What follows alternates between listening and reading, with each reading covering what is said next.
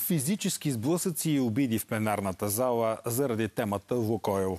Парламентът прие окончателно промените, които задължават продажбата на активите на компанията у нас да става само след одобрението на ДАНС и Министерския съвет.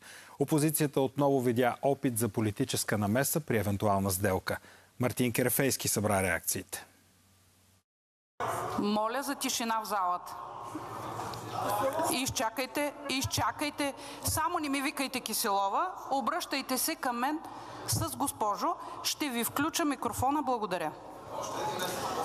Не може да очаквате към вас да има уважително обращение, когато към вас не се изпитва уважение. Аз не ви уважавам. Започнало като спор между Възраждане и председателя на парламента, напрежението продължи да расте след критики към управляващите.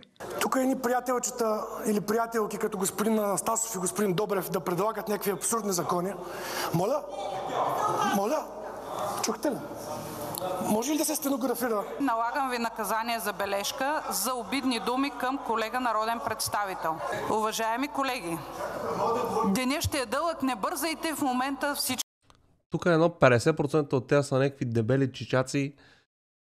Той един точно е някакъв мега мазен.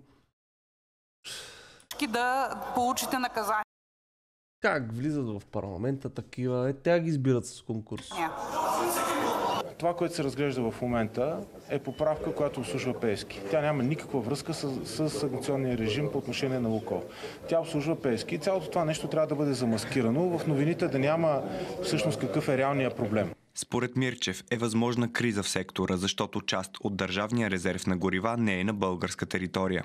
Господин Мирчев, опитвате се пак да лъжете и да всявате паника. Първо променихме закона за нефт и нефтени запаси, така че